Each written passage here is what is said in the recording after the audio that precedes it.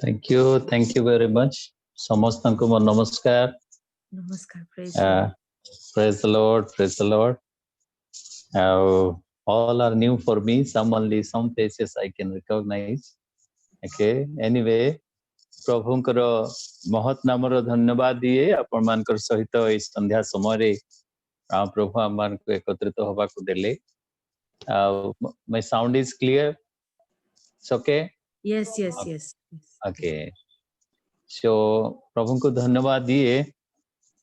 ଯେତେବେଳେ ଲିସି ମୋ ସହିତ କଥାବାର୍ତ୍ତା କରୁଥିଲେ ସେ ମତେ କହିଲେ ପାଷ୍ଟର ବାବୁ ଟିକେ ଆମମାନଙ୍କର ଫେଲୋସିପ କୁ ଆସନ୍ତୁ. Every fellowship is a blessing from the Lord. ପ୍ରତିଟି ସହଭାଗିତା ମଧ୍ୟରେ ଈଶ୍ୱରଙ୍କର ପ୍ରେଜେନ୍ସ ଥାଏ, କାରଣ ପ୍ରଭୁ ତାଙ୍କର ବାକ୍ୟ ଅନୁସାରେ କହନ୍ତି ମୋ ନାମରେ ଜଣେ କି ଦି ଜଣ କି ତିନି ଜଣ କି ଯେତେ ସଂଖ୍ୟା ହଉ ନା କାହିଁକି I'll be there. ଆଉ ମୁଁ ସେମାନଙ୍କର ସହିତ ଅଛି, ସେମାନଙ୍କର ସହିତ ମୋର ଉପସ୍ଥିତି ରହିବ. ଆଉ ପ୍ରିୟ ବନ୍ଧୁ ମାନେ, ପରମେଶ୍ୱରଙ୍କର ଉପସ୍ଥିତି ମଧ୍ୟକୁ ଆସିବା ବଡ ଆଶୀର୍ବାଦର ବିଷୟ. ଆଜି ଆମମାନେ 3 ଘଣ୍ଟାର ମୁଭି ଦେଖିଲେ 3 ଘଣ୍ଟା ପାଇଁ ଏନ୍ଜୟ କରିପାରିବା, 2 ଘଣ୍ଟା ସି ସୋରରେ ବସିଲେ 2 ଘଣ୍ଟା ପାଇଁ ଏନ୍ଜୟ କରିପାରିବା, କିନ୍ତୁ ଯେତେବେଳେ ପ୍ରଭୁଙ୍କ ସାନ୍ନିଧ୍ୟ ମଧ୍ୟରେ ହାଫ ଏନ୍ ଆୱାର ମଧ୍ୟ ଆମେ ବସିବା ତାହାର ଏଫେକ୍ଟ ଆମମାନଙ୍କର ଇଟର୍ନିଟି ଟୁ ଇଟର୍ନିଟି ପର୍ଯ୍ୟନ୍ତ ଥାଏ. ହାଲେଲୁୟା. ତେବେ ପ୍ରଭୁଙ୍କ ପାଦ ତଳେ ବସିବାର ଆଶୀର୍ବାଦ ଯେଉଁମାନେ ଅନୁଭବ କରିଛନ୍ତି, ଯେଉଁମାନେ ଜାଣିଛନ୍ତି, ଯେଉଁମାନେ ଚାଖିଛନ୍ତି, ସେମାନେ ହିଁ ଜାଣନ୍ତି ପ୍ରଭୁଙ୍କର ପାଦ ତଳେ ବସି ଆଶୀର୍ବାଦ ଲାଭ କରିବା. ତେବେ ପ୍ରଭୁଙ୍କୁ ଧନ୍ୟବାଦ ଦେବା ସହିତ ଆଜିର ବାକ୍ୟ ମଧ୍ୟକୁ ଆମମାନେ ଯିବା. ଅତି ଅଳ୍ପ ସମୟ ମଧ୍ୟରେ କିଛି ଚିନ୍ତା ଆପଣ ମାନଙ୍କର ସମ୍ମୁଖରେ ରଖିବାକୁ ଚାହେଁ. ଜଗତରେ ପ୍ରାୟ ଘଟି ନଥିବା ଏପରି ଏକ ଆତଙ୍କ, ମହାମାରୀ, ଭୟ, ତ୍ରାସ ସମୟ ମଧ୍ୟ ଦେଇ ଆମମାନେ ଗତି କରୁଛୁ. ଆଉ ଏଇ ସମସ୍ତ ବିଷୟ ନିଶ୍ଚିତ ଭାବରେ ପରମେଶ୍ୱରଙ୍କର କ୍ରୋଧ ବୋଲି ଆମେ ବିଶ୍ୱାସ କରୁ. ଖ୍ରୀଷ୍ଟ ବିଶ୍ୱାସୀ ଭାବରେ ଆମେ ଏତିକି କହିପାରିବା ଯେ ପରମେଶ୍ୱରଙ୍କର କ୍ରୋଧ, the wrath of the Lord is pouring upon us. ଆମମାନଙ୍କ ଉପରେ ପ୍ରଭୁ ଆପଣାର କ୍ରୋଧର ପାତ୍ର ଢାଳିଛନ୍ତି. ଯେଉଁ ସପ୍ତ କ୍ରୋଧର ପାତ୍ର ରହିଛି ପ୍ରକାଶିତ ପୁସ୍ତକ ଯଦି ଆପଣ ମାନେ 15-16 ପର୍ବରେ ପଢିବେ, ସେଥିରେ ସପ୍ତ କ୍ରୋଧର ପାତ୍ର ଯାହାକି ପରମେଶ୍ୱରଙ୍କର କ୍ରୋଧର ଶେଷ ପାତ୍ର ଅଟେ, ତାହା ଯେତେବେଳେ ଢଳାଯିବ ତାର ସମ୍ମୁଖରେ ତାକୁ ସାମ୍ନା କରିବା ପାଇଁ ଆଉ ଏତେ ସହଜ ନଥିବ, କାରଣ ଶୟତାନ ତାର ଦୁଇ ବିଶେଷ ଦାସ ମାନେ ଯିଏକି ଭଣ୍ଡ ଖ୍ରୀଷ୍ଟ ଏବଂ ଭଣ୍ଡ ଭାବବାଦୀ, ସେମାନେ ଏପରି ଭାବରେ ଆଉ ଜଗତବାସୀଙ୍କୁ ବିଶେଷ କରି ବିଶ୍ୱାସୀ ମାନଙ୍କୁ ଏତେ ତାଡନା ଦଉଥିବେ, ଏତେ ସଙ୍କଟ ମଧ୍ୟରେ ପକେଇଥିବେ, କାରଣ ସୂର୍ଯ୍ୟ ଚନ୍ଦ୍ର କଳା ହେଇଯାଇଥିବ, ସମୁଦ୍ରର ଜଳ ରକ୍ତମୟ ହେଇଯାଇଥିବ, ନଦୀର ଜଳ ମଧ୍ୟ ଶୁଷ୍କ ହେଇଯାଇଥିବ, ରକ୍ତମୟ ହେଇଯାଇଥିବ, ପୁଣି ଭୂମିକମ୍ପ ସ୍ଥାନେ ସ୍ଥାନେ ଲାଗିଥିବ, ଅଗ୍ନି ଶିଳାବୃଷ୍ଟି ଗନ୍ଧକ ହେଉଥିବ, ପୁଣି ଶୟତାନ ଯେତେବେଳେ କି ପାତାଳ କୁଣ୍ଡକୁ ଖୋଲାଯିବ ତାର ସେଇ ପଙ୍ଗପାଳ ଦୁଷ୍ଟାତ୍ମାର ଶକ୍ତି ସହିତ ଆସିବେ, ସେମାନଙ୍କୁ ବିଛାର ଶକ୍ତି ଦିଆଯିବ, ଆଉ ସେମାନଙ୍କର ଯୋଉ ନାହୁଡ ଥିବ ସେଇ ନାହୁଡରେ ବିଷ ଥିବ ଏବଂ ସେଇ ନାହୁଡ ମଧ୍ୟ ଶକ୍ତିଯୁକ୍ତ ଲୌହ ପରିଥିବ। ଆଉ ସେ ଯେତେବେଳେ ସେମାନେ ମାରୁଥିବେ, ବିଛାର ଶକ୍ତିରେ ମାରୁଥିବେ 5 ମାସ 6 ମାସ ପର୍ଯ୍ୟନ୍ତ, ଆଉ ସେ କଷ୍ଟ ରହୁଥିବ ପ୍ରାୟ 5 ମାସ ପର୍ଯ୍ୟନ୍ତ, ସେମାନେ ମରିବାକୁ ଚାହିଁଲେ ମଧ୍ୟ ମୃତ୍ୟୁବରଣ କରିପାରିବେ ନାହିଁ। ଏପରି ଏକ ସଙ୍କଟ ଭୟଙ୍କର ସମୟ ଆଉ ସେ ସମୟରେ ଆସିଥିବ। ପ୍ରାୟ ଲୋକମାନଙ୍କର କପାଳରେ ସେହି ପଶୁର ସଂଖ୍ୟା, ପୁଣି ହସ୍ତରେ ପଶୁର ନାମ ଲେଖା ଯାଇଥିବ। ସେ ନାମ ହଉଛି ଭଣ୍ଡ ଖ୍ରୀଷ୍ଟଙ୍କର ନାମ ଆଉ ଭଣ୍ଡ ଖ୍ରୀଷ୍ଟଙ୍କର ସଂଖ୍ୟା। ଯେଉଁମାନଙ୍କର କପାଳରେ ଭଣ୍ଡ ଖ୍ରୀଷ୍ଟଙ୍କର ସେହି ସଂଖ୍ୟା ବା ମନୁଷ୍ୟର ସେହି ସଂଖ୍ୟା ନଥିବ ଏବଂ ହାତରେ ଯାହାର ଆଉ ସେହି ପଶୁର ନାମ ନଥିବ, ପ୍ରିୟ ବନ୍ଧୁମାନେ, ସେମାନଙ୍କ ପାଇଁ କିଣା ବିକା ବଞ୍ଚିବାର ସହଜ ହେବ ନାହିଁ।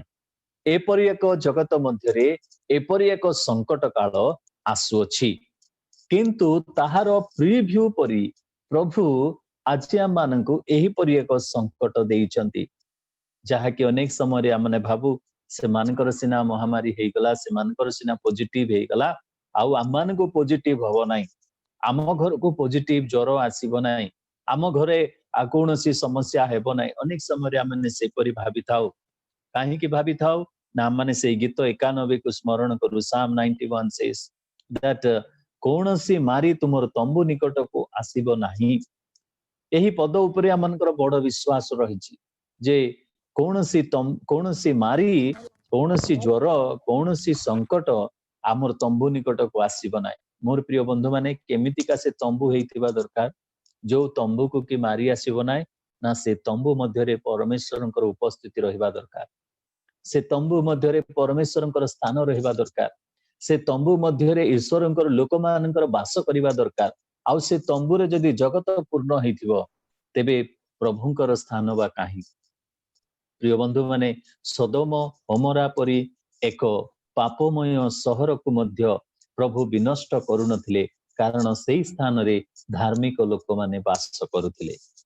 तेणु करी अब्राहम तांको पचारुचंदी प्रभु जदि 50 जन धार्मिक थिबे तुमे कोन सेही सहर को नष्ट करि देबो। जदि 45 जन 40 जन 35 जन 30 जन 20 जन 10 जन पर्यंत से गले सेतेबेले प्रभु कहले देख अब्राहम जदि 10 जन मध्य अछंती तेबे आमाने सेही सहर को नष्ट करिवा नाही। प्रिय बंधु माने से दिन लोट पुणी तार दुई कन्या पुणी स्त्री को प्रभुंकर दूत हाथ धरी किना बाहर करिबा पर्यंत परमेश्वर सेही सहर को नष्ट करि नथिले सेही सहर को ध्वंस करि नथिले। मोर प्रिय बंधु माने आज आमाने जानिबा दरकार जे सेही तंबू को मारी आसीबो नाही जेउ तंबू रे परमेश्वरंकर उपस्थिति परमेश्वरंको स्थान दिया जायछि परमेश्वरंकर वाक्य पालन करा जाउछि परमेश्वरंको प्रेम करा जाउछि। तेबे प्रभु हम मानकु एई जगत मध्य रे आज संकट मध्य दे जीवाकू देउछंती। अनेक परिवार मध्य रे दुख पड़िछि। किछि समय पूर्व मु समाधि रु आसिली आज 2 गोटी समाधि आम मानकर कटक मंडली रे घटिछि। 2 मृत्यु तार समाधि कार्य सारी मु फेरिली। तेबे प्रिय बंधु माने दुख मध्य दे आज जगत गति करुछि किंतु प्रभु जीशु कहंती तुमे माने केमती जीवन यापन करबा को पड़िबो जगत मध्य रे कारण काल मंद अटे। आज प्रसंगर विषय हैला आज आपण मान को एही छोटिया वाक्य द्वारा मु किछि उत्साह करबा को चाहे जे की प्रकार जीवन प्रभु हम मान को प्रतिदिन काटिबा पई चाहंती। आमे हेई पारू अनेक वर्षर Christian matured Christian, a senior Christian, born and brought up in a family which family has a heritage of 100 years of Christianity. No problem. A family which known for Christianity, which known for ministry, which known for prayer, which known for anything. But प्रभु केमते परिवार को चाहूचंती गोटे ख्रीष्टीय परिवार की प्रकार हेबा आवश्यक प्रभु कौन चाहूचंती धार्मिक विश्वास रे बंचिबो बोली जोएल पुस्तक रे लिखा गला। तबे सेही शब्दटी को the just shall live by faith बोली के लिखा गला। आ सेही शब्दटी को ताकू रोमियो पुस्तक गालातिय पुस्तक आ एवरी पुस्तक ए तीन पुस्तक रे ताकू कमेंट्स दिया जाउची बा कमेंट्री तार कमेंट्स गुडा को बा केमती तार व्याख्या करा जिवो ताहा वर्णना करा जाउची। तबे ए रोमियो पुस्तक रु गोटे विषय मो परिवार निमंते कहिबा को चाहे जहा कि रोमियो पुस्तक तार 6 अध्याय जदि आपण माने 3 एवं 4 पद पढ़िबे book of Romans chapter 6 verse 3 and 4 एथिरे प्रकार लिखा जाय आमे माने जेते लोक ख्रीष्ट जीशुंक ठारे बाप्तिजित होइअछु समस्त जे ताहांक मरण रे बाप्तिजित होइअछु एहा कि तुम्हे माने जान नाही। एही अध्यायटी आमने जानू 6 अध्यायटी पाप प्रति मृत एवं ईश्वरंक प्रति केमती सजीव हेबो।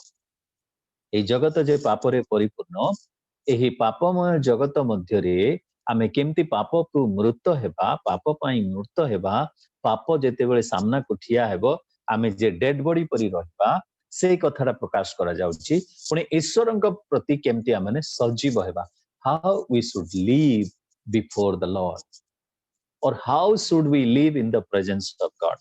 चारि पद देखंतु ଅତଏବ ଆମ୍ଭେମାନେ ବାପ୍ତିସ୍ମ ଦ୍ୱାରା ମରଣରେ ତାହାଙ୍କ ସହିତ ସମାଧି ପ୍ରାପ୍ତ ହୋଇଅଛୁ, ଯେପରି ଖ୍ରୀଷ୍ଟ ପିତାଙ୍କ ଗୌରବ ଦ୍ୱାରା ମୃତମାନଙ୍କ ମଧ୍ୟରୁ ଯେଉଁ ପ୍ରକାରେ ଉତ୍ଥାପିତ ହେଲେ, ଆମ୍ଭେମାନେ ମଧ୍ୟ ସେହି ପ୍ରକାରେ ଜୀବନର ନୂତନ ଭାବରେ ଆଚରଣ କରୁ। ଜୀବନର ନୂତନ ଭାବରେ ଆଚରଣ କରୁ। ନୂତନ ଜୀବନ, a new life, it should be exhibiting throughout our years. ନୂତନ ଜୀବନର ଏକ ଜୀବନ ଶୈଳୀ ପ୍ରଭୁ ଚାହୁଁଛନ୍ତି ଜୀବନର ନୂତନ ଭାବରେ ଆଚରଣ କର। ଏ ଲାଇଫରେ କିଛି ନୂଆ ଜିନିଷ ତୁମେ କର।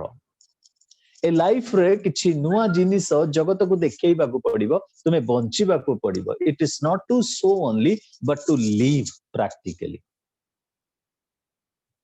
ନୂତନ ଭାବରେ ଆଚରଣ କରୁ। କେମିତି ନୂତନ ଭାବରେ ଆଚରଣ କରୁ? ଯଦି ଜିନ୍ସ ପିନ୍ଧିବା ତାର ଚାଲି ଟିକେ ଅଲଗା ହେଇଯିବ। ଯଦି ଆମେ ଟ୍ରାଉଜର ପିନ୍ଧିବା ତାହାର ଚାଲି ଟିକେ ଅଲଗା ହେଇଯିବ।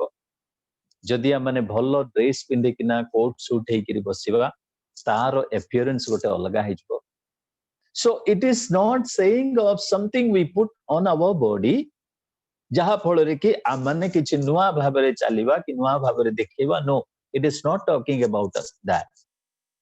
But it is talking about the spirit what we have must be renewed and act like a newness. ଏକ ନୂତନ ଭାବରେ ଆଚରଣ କରିବାକୁ ପ୍ରଭୁ ଚାହୁଁଛନ୍ତି। କେମିତି ନୂତନ ଭାବ? ନା ଏକ ପୁନରୁତ୍ଥିତ ଜୀବନର ନୂତନ ଭାବ ଆଚରଣ କରିବାକୁ। ପୁନରୁତ୍ଥିତ ଜୀବନ କାହିଁକି? କାରଣ ବାକ୍ୟରେ ଲେଖା ଗଲା, ଯଦିଚ ଆମମାନେ ମୃତ୍ୟୁବରଣ କରିନାହୁଁ କିନ୍ତୁ ପାପ ପ୍ରତି ମୃତ ହୋଇ ଈଶ୍ୱରଙ୍କର ପ୍ରତି ଯେତେବେଳେ ଜୀବିତ ହେଲୁ ବାପ୍ତିସ୍ମ ଦ୍ୱାରା, ସେଇ ଦିନ ଠାରୁ ଆମମାନେ ପୁନରୁତ୍ଥାନର ଜୀବନ ଆଚରଣ କରିବାକୁ ପଡିବ। ପୁନରୁତ୍ଥାନର ଜୀବନ କେମିତି ପୁନରୁତ୍ଥାନର ଜୀବନ ହେଇଥିବ? ବାଇବଲରେ କେତେ ଜଣ ପୁନରୁତ୍ଥାନ ହେଇଛନ୍ତି ଆପଣମାନେ ଜାଣିଛନ୍ତି ଭଲ ଭାବରେ। ତଥାପି ମୁଁ ଆଜି 8 ଜଣଙ୍କ ବିଷୟରେ କହିବି। In the Bible there are 8 people who were dead but they have been resurrected again. They came back to the life again. 8 ଜଣ ବ୍ୟକ୍ତି ସେମାନେ ମୃତ୍ୟୁବରଣ କଲେ, ପୁଣି ସେମାନେ କଣ କଲେ ନା ଆଉ ଥରେ ଜୀବନକୁ ଫେରି ଆସିଲେ। ସେମାନଙ୍କର ଆଚରଣ ଟିକେ ଚିନ୍ତା କରିବା ଓ ଆମର ଜୀବନକୁ ତା ସହିତ କମ୍ପେୟାର କରିବା, ଆମର ଜୀବନକୁ ତା ସହିତ ତୁଳନା କରିବା। ମୋ ସହିତ ଦୟାକରି ଖୋଲନ୍ତୁ, or you can note the references also. It is from the Bible, not outside of the Bible.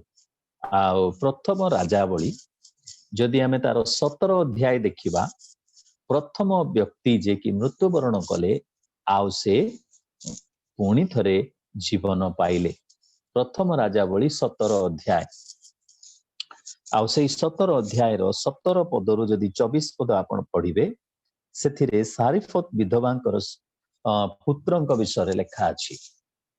ଯେତେବେଳେ ଏଲିଓ ନାବୃଷ୍ଟି ହେଲା, ସେଇ ସମୟରେ ଏଲିଓଙ୍କୁ ପ୍ରଭୁ ପଠେଇଲେ ଗୋଟେ ବିଧବା, ସାରିଫତର ଗୋଟେ ବିଧବାଙ୍କ ଘରେ ରହିବା ପାଇଁ, ଆଉ ସେ ତାକୁ ଲାଳନ ପାଳନ କରୁଥିଲେ।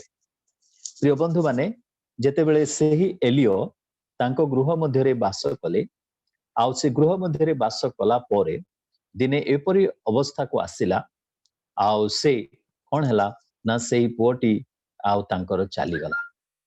ସେ ପୁଅଟି ତାଙ୍କର ଚାଲିଗଲା। ଆଉ ଯେତେବେଳେ ସେ ଚାଲିଗଲା, ଏଲିଓ କୁ ସେଇ ଦାସୀ କହୁଛନ୍ତି 18 ପଦରେ ଦେଖନ୍ତୁ, 17 ପଦରୁ ପଢିବି। ଏଇ ସବୁ ଘଟଣା ଉତ୍ତାରେ ଗୃହର କର୍ତ୍ରୀ ସେହି ସ୍ତ୍ରୀର ପୁତ୍ର ପୀଡ଼ିତ ହେଲା, ପୁଣି ତାହାର ପୀଡ଼ା ଏପରି ପ୍ରବଳ ହେଲା ଯେ ତାହାଠାରେ ଶ୍ୱାସ ବାୟୁ ରହିଲା ନାହିଁ।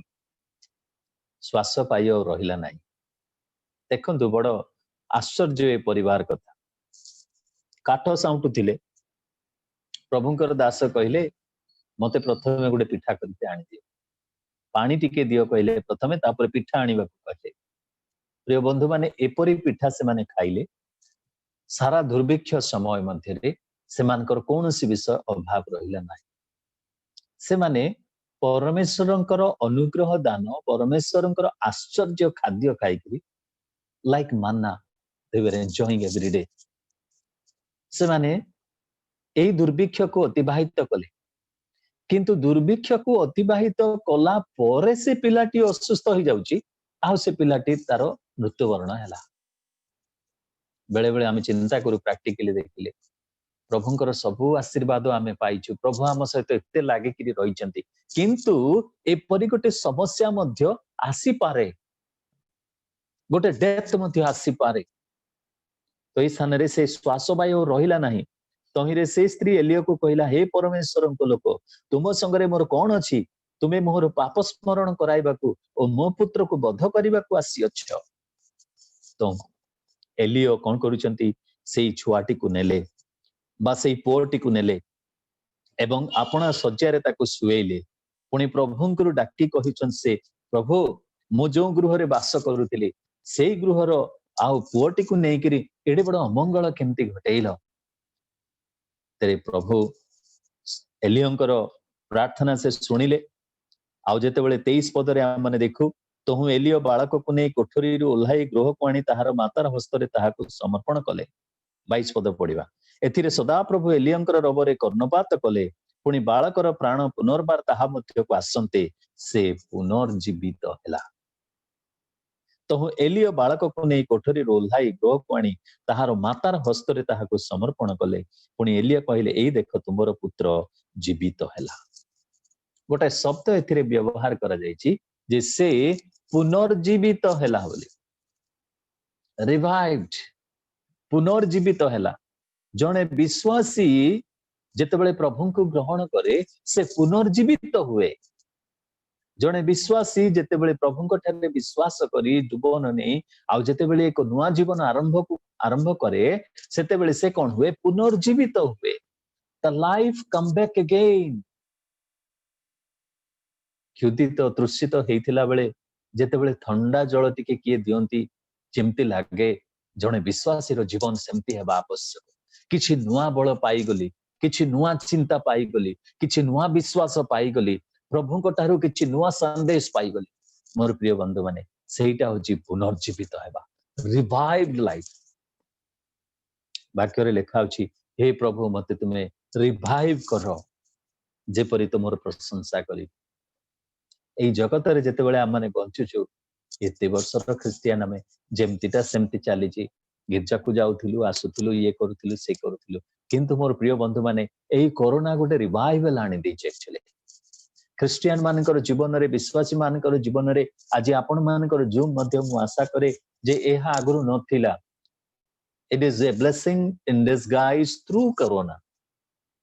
ବାସ୍ତବରେ ଆପଣ ମାନେ ଯୋଡି ହେଇଗଲେ ଆଉ ଥରେ ପରିବାର ସହିତ ବସି, ମୁଁ ଭାବୁଛି, I M not sure, if I M ରଙ୍ଗ ଦେନ୍ ସରି ଫର ଦ୍ୟାଟ। ତେବେ ଏହିପରି ଏକ ଜୀବନ ଯାହାକି ପୁନରୁତ୍ଥିତ ଜୀବନର ଗୋଟେ ଲକ୍ଷଣ ହେଲା କଣ ନା ପୁନର୍ଜୀବିତ ହେବା, ଲାଇଫ ରିଭାଇଭଡ୍, ପୁନର୍ଜୀବିତ ହେବା। ସେହିପରି ଜୀବନ ପ୍ରଭୁ ଏହିପରି ଏକ ଦୁର୍ଦିନ ସମୟରେ ଆମମାନଙ୍କ ଠାରୁ ଆଶା କରୁଛନ୍ତି। ସୁପ୍ତ ପ୍ରାୟ ଜୀବନ ନୁହଁ, କିନ୍ତୁ ପୁନର୍ଜୀବିତ ଜୀବନ। ଦ୍ୱିତୀୟ ମୃତ୍ୟୁରୁ ଉଦ୍ଧାର ପାଇଥିବା ବ୍ୟକ୍ତିଙ୍କ ବିଷୟରେ ଯଦି ଆମେ ଦେଖିବା, ପବିତ୍ର ଆତ୍ମା ପ୍ରତ୍ୟେକ ବ୍ୟକ୍ତି, ଏଇ 8 ବ୍ୟକ୍ତିଙ୍କର ଆଉ ଯୋଉ ପୁନରୁତ୍ଥାନ କହିଲେ ତ ଅତ୍ୟୁକ୍ତି ହେବ ନାହିଁ, କିମ୍ବା ଯୋଉ ଲାଇଫକୁ ସେମାନେ କମିଂ ବ୍ୟାକ୍ କରୁଛନ୍ତି, ଗୋଟାଏ ଗୋଟେ ଶବ୍ଦ ବ୍ୟବହାର କରିଛନ୍ତି। ପ୍ରଥମରେ ଦେଖିଲୁ ପୁନର୍ଜୀବିତ ହେଲା। ଦ୍ୱିତୀୟରେ, ଦ୍ୱିତୀୟ ରାଜାବଳୀ 4 ପର୍ବ ଯଦି ତାର ମାନେ 35 ପଦ ପଢିବା, ସେଥିରେ ଆପଣ ମାନେ ଦେଖିବେ ତାହା ହଉଛି ଇଲିଶା ଏବଂ ସୁନେମିଆ ସ୍ତ୍ରୀଙ୍କର ବିଷୟରେ। ଇଲିଶା ସୁନେମିଆ ସ୍ତ୍ରୀଙ୍କର ପରିବାର ମଧ୍ୟରେ ଥିଲେ, ତାଙ୍କ ପାଇଁ ଗୋଟେ ଘର ବନେଇ ଦେଇଥିଲେ, ଆଉ ସେ ଘରେ ରହୁଥିଲେ। ତାଙ୍କ ପାଇଁ ଗୋଟେ ମେଜ ଥିଲା, ଚୌକି ଥିଲା, ଦୀପରୁଖା ଥିଲା, ଭୋଜନ ପାନ କରି ସେଇଠି ରହୁଥିଲେ, ପ୍ରାର୍ଥନା କରୁଥିଲେ, ପ୍ରଚାର କରୁଥିଲେ, ସବୁ ବିଷୟ ଚାଲିଥିଲା। ଇଲିଶାଙ୍କର ଯେଉଁ ଘରେ ରହିଥିଲେ ସେଇ ସୁନେମିଆ ସ୍ତ୍ରୀଙ୍କର ସନ୍ତାନ ନଥିଲା, କିନ୍ତୁ ପ୍ରଭୁଙ୍କ ଠାରେ ପ୍ରାର୍ଥନା କରି ଇଲିଶା ସେଇ ଆଉ ସ୍ତ୍ରୀକୁ ସନ୍ତାନଟିଏ ଦେଲେ। କିନ୍ତୁ ସେଇ ସ୍ତ୍ରୀର ସନ୍ତାନ କଣ ହେଲା ନା, ସମୟ ଆସିଲା, ସେ ମୁଣ୍ଡ ମୁଣ୍ଡ ମୁଣ୍ଡ କହିକିରି ଆଉ ସେ ପିଲାଟି ମୃତ୍ୟୁ ମୁଖରେ ପଡିଲା, ଆଉ ସେ ମୃତ୍ୟୁବରଣ ମଧ୍ୟ କଲା। ଯଦି ଆପଣ ମାନେ ପଢିବେ ଏହି द्वितीय राजावली तार 4 पर्वर कथा जे तार 20 पद टिके देखिबा 19 पद आउ से आपण पिता को कहिला मो मुंड तोह पिता आपण दास को कहिले ताहार माता कति के ताहा को उठे नहीं जाओ आउ से ताहा को उठे नहीं ताहार माता निकट को आणते बालक मध्याह्न पर्यंत ताहार कोଳରେ बसी मरिगला से चली गला सेते बेले एही सुनेमिया स्त्री कोन करूछंती स्वामी को पचारिले मु जीवी की आउ से जाउछंती प्रभुंकर दासंक निकट को तांकर पाद धरी कांदुछंती आज मु छाड़ीबिनी आपण से कहिला जे प्रभुंकर दास कहउछंती प्रभु जो दुख तार हृदय देइछंती ताहा से प्रकाश करि पारु नाही आउ प्रभु मते ताहा प्रकाश करिता तेणु से गले पुओटी को नेले जेउ रूम की बना जाइथिला इलिसाक पाई सेही कोठरी रे तांको सुई तांको ऊपर 7 थर सोइले बोली लेखा अछि प्रिय बंधु माने एटी देखंतु जदि 32 पद पढ़िबे तो इलिसा से गृह को आसंते देख बालक मरी तांकर सज्जारे सोई अछि एतु से भीतर को जाई आपे ओ बालक उभय रही द्वार बंद करी सदा प्रभु को निकट रे प्रार्थना कले आउ से ऊपर को जाई बालक ऊपर शयन कले ओ ताहा मुख ऊपर आपना मुख ताहा चक्षु ऊपर आपना चक्षु ताहा हस्त ऊपर आपना हस्त रखिले ए रूपे से आपना बालक ऊपर लंबमान कले तहिरे बालकर शरीर उष्ण हेबाकू लागिला एथिरे इलिसा फेरी गृह मध्य एणे तेणे थरे बुलिले तह ऊपर को जाए बालक ऊपर आपना को लंबमान कले तहिरे बालक 7 थर कौन कला छिंकिला 7 थर छिंकिला आ बालक चक्षु फेटिला प्रिय बंधु माने एठी पवित्र आत्मा आ गोटे कथा कहउचंती मोटी के विलंब हो जाउची जल्दी बुझिबी आ जे 7 थर से छिंकुची काहे कि पवित्र आत्मा एठी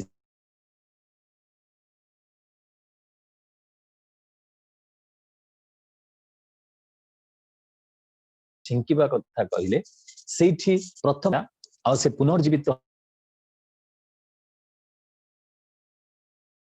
हला बोली सेठरे लेखिले एठी काहे कि लेखा छिंकिबार कोन गुरुत्व छिंकिले हमर कोन होय के कहंती जे हमर हृदय स्पंदन किछ समय पे बंद हो जाए किंतु जन मनुष्य जते बेले से छिंकी दिए sneezing it clears our breathing systems in हमर जो श्वास नळी रो समस्त अलिया वर्जना को बाहर कर दिए आउ से कौन करे हमर नोस्ट्रिल हमर श्वास नळी ए सब को सफा कर दिए जहा फल रे ब्रीथिंग इजी ही पारे विश्वासी जीवन रो जो श्वास वायु को मध्य जो श्वास नळी आम मानकर रहिछि जहा के जीवन अटे ताकू मध्य आम को कौन करबा पड़िबो सही परि सफा करबा पड़िबो जेते अवर्जना जेते महिला सब भितर अछि छिंकिला परि ताकू बाहर कर देले आम माने कौन करि परिबा ख्रीष्टीय जीवन को आमे ब्रीथ करि परिबा आम माने एक ख्रीष्टीय जीवन सुस्थ जीवन कौन करि परिबा काटि परिबा सेटा होची नूतन आचरण जहा कि द्वितीय पुनरुत्थान बा द्वितीय व्यक्तिंकर आओ से पुनरुत्थान रे आम माने देखुछु प्रथम पुनर्जीवित हला द्वितीय थर से 7 थर छिंकिला आउ चक्षु खोलिला तृतीय विषय माने देखिबा से द्वितीय राजावली जदि हमने 13 पर्व तार 21 पद पढ़िबा इलिसाईंकर मृत्यु पर एई घटना घटिछि आ जते बेले इलिसाईंकर मृत्यु परे तांको कबर दिया गला आउ किछि वर्ष परे आउ जणे लोक जते बेले मृत्युवरण करूचंती इलिसाईंकर कबर पाखरे तांको आउ कबर देवा पई से माने नै थिले किंतु जते बेले से माने समाधि को जाउचंती से माने देखिले किछि लूट करिबा दस्यु माने आउ से माने कोन करूचंती आसुचंती आउ जते बेले से मानन को देखुचंती 21 पदर देखंतु से समय रे लोक माने जणे मनुष्य को कबर देबा बेले एपरि घटिला जे देखो से माने एक लूटकारी दल को दूररो देखिले तहिरे से माने सेही मनुष्य को इलिसाईंकर कबर रे पकाई दियंते से मनुष्य इलिसाईंकर अस्थि स्पर्श करिबा मात्रे सजीव हुई आपनार चरण रे ठिया हला चिंता करंतु ए लोक माने कबर देबा को जाइचंती दस्यु मान को देखिला परे से माने ताकू पकई दे किना पळेले एही लोकटे मात्र कोन करूची ना जेतेबेले से इलिसायंकर अस्थि सहित संस्पर्श रे आसुची से चरण रे ठिया हैला जी दौड़ी चंती दस्युर भय रे आउ टिके अति शीघ्र से माने दौड़ी थिबे जेतेबेले एई मृत व्यक्ति टी ठिया हे चिंता करंतु को दस्यु माने ता सामना को आवासिथि दस्यु माने मध्ये बैक करिकि दौड़ी थिबे एई लोक माने मध्ये दौड़ी चंती तांको पछरे एही पुनरुत्थित व्यक्ति मध्ये दौड़ु चंती चिंता करंतु से सीन गोटे प्रिय बंधु माने एठी गोटे विषय पवित्र आत्मा मन को सुचेई दोसंती जे चरण रे ठिया हेबा the Christian life is to stand on our feet standing on the promises of God बोली आमे गाई आमर चरण रे ठिया हवा जे आपणार चरण रे ठिया हे पारे नाय से अन्यर सहाय्य रे ठिया हुए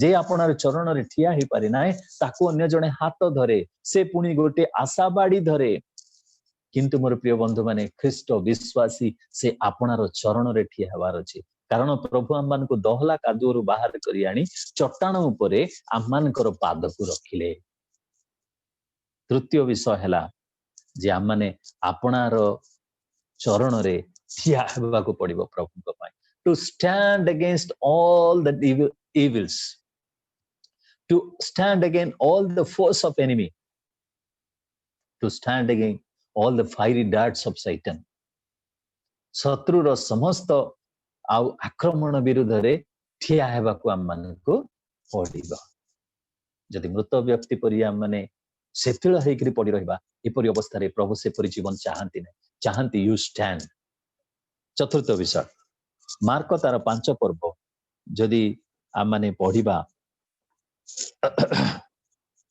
71-72 मार्क पुस्तक तार 5 पर्व तार 71 एवं 72 जो थिरे कि जाइरसंकर आओ झियो जे कि असुस्थ थिला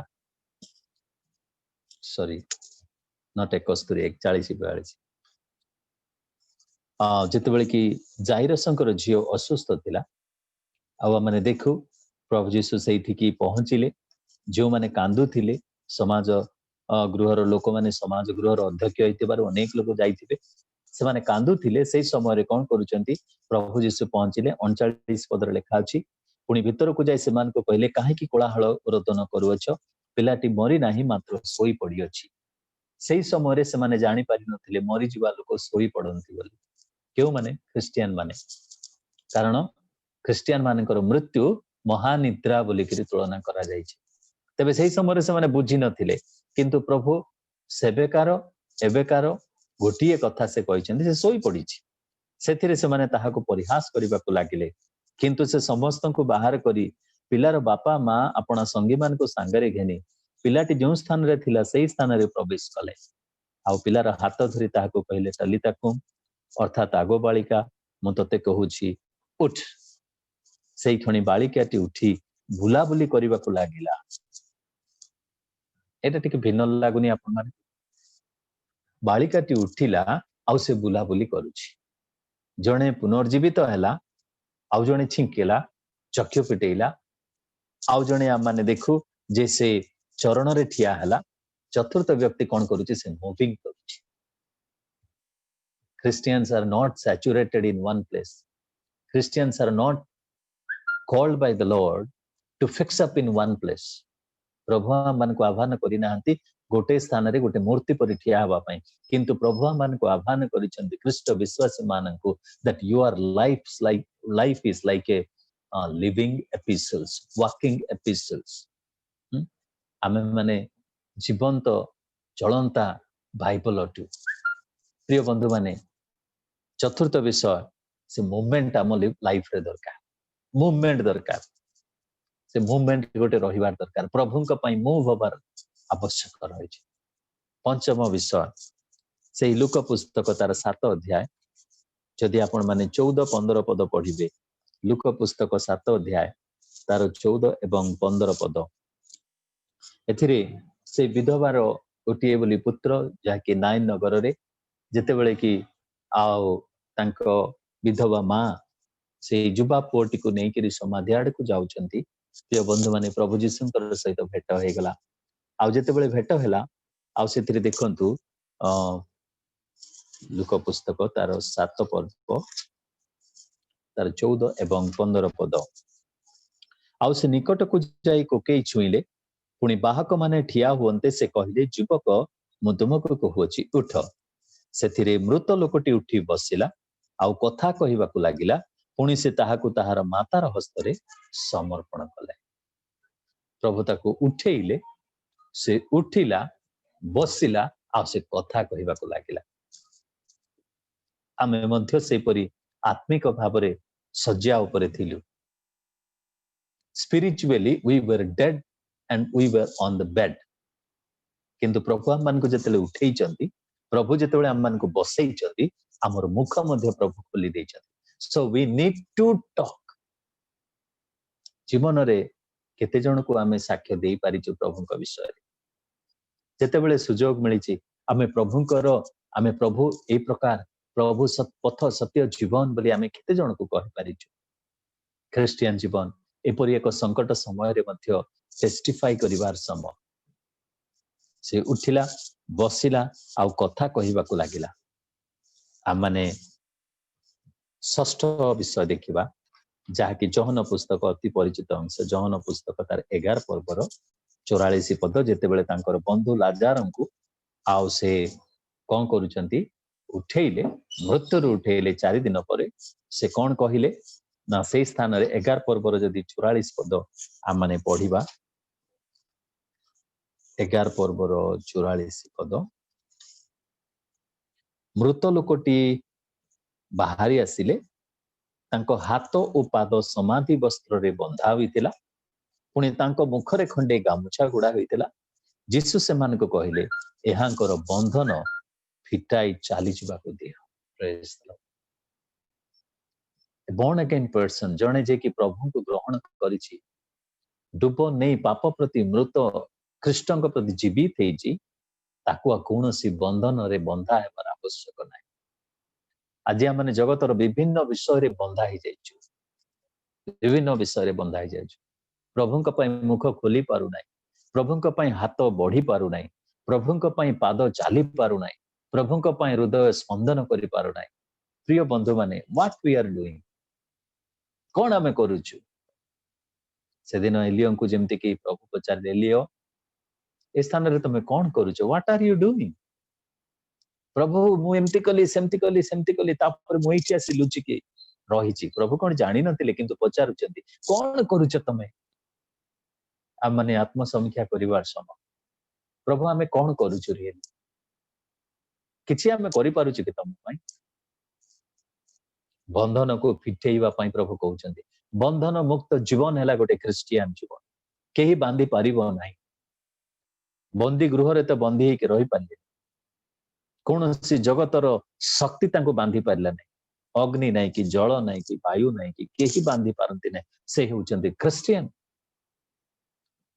सप्तम विषय माने देखिबा जहा कि प्रेरित पुस्तक तार 9 अध्याय तार 40 पद। प्रेरित पुस्तक तार 9 अध्याय तार 40 पद। किंतु पितर समस्त को बाहर कर दे आंठू माड़ी प्रार्थना कले पुणी सब आड़ को बुली पड़ी कहले तबिथा उठ। से आखि मेला कले आउ पितरों को देखी उठी बसिले। पुणी से हाथ दे तांको उठाइले एवं साधु माननकु ओ विधवा माननकु डाकी तांको जीवित देखाइले। यही कथा जाफर सबुआडे जना पड़िला ओ अनेक प्रभुंक ठारे विश्वास कले। प्रिय बंधु माने एथिरे आमने देखु ताबिथा उठ कहउचंती। तार नामर अर्थ हैला दरका। ताकू उठिबा को जेतेबेले कहउचंती से उठिला परे कोन करूचंती आखि मेला कले आ पितरंकु देखि उठी बसिले। पुणी हाथ देई तांको उठाइले एवं साधु माननको विधवा मानको डाकी तांको जीवित देखाइले। यह एक साक्षर जीवन। आमानक द्वारा अनेके प्रभुंकर ठारे विश्वास करि पारन। If we live like a real Christian, जदि आमे जने वास्तव क्रिस्टियन भाबरे वास करिबा तेबे आमानकर जीवन देखि लोके कोन करिवे ना प्रभुंक ठारे विश्वास करिवे। दरका को से दिन देखला परे अनेक लोक प्रभु विश्वास कले बोली लेखा अछि। यही आश्चर्य कर्म पितरंक द्वारा से मृत्यु पूर्व जी कार्य करथिले से भूमि मृत्यु पर जेतेबेले पुनरुत्थित हेउचंती बा मृत्यु जीवन पाउचंती सेही समय तांकर जीवन अनेकंक पई कोन हैला आशीर्वादर कारण हैला साक्ष्यमय जीवन हैला। आ गोटे पद कही शेष करी प्रेरित पुस्तक तार 20 अध्याय तार 7 पदरु 12 पदरे आपण माने देखिबे गोटे युवा पुओ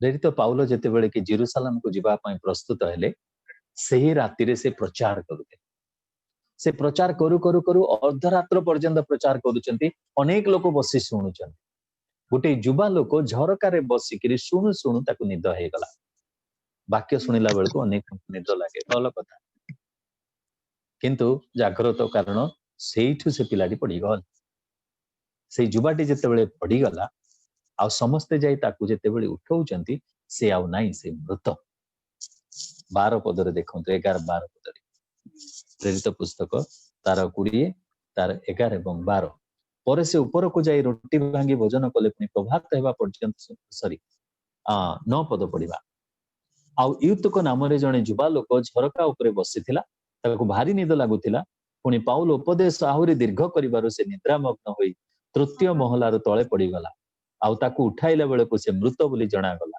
सेथिरे पाउल तळको उल्लाय आसी ता ऊपर पड़ी ताको आलिंगन करी कहिले कोलाहल कर नाही कारण एठारे जीवन अछि।